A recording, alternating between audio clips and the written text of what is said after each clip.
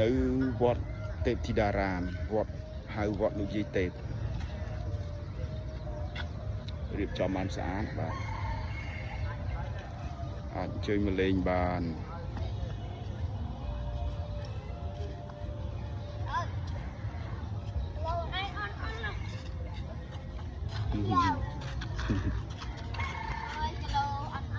អាឡូយអឺ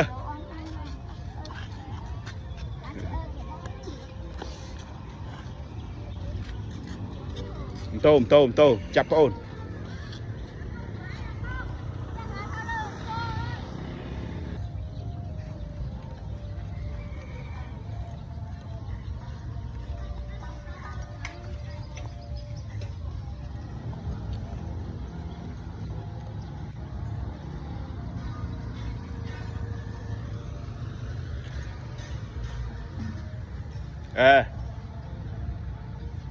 តាទៅផ្ទះហើយតា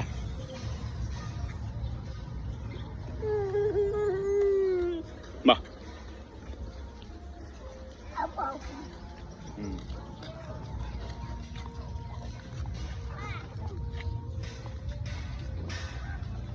វត្តលោកយាយទេពអាចមកលេងបានទេសភាពស្អាតណាស់បាទ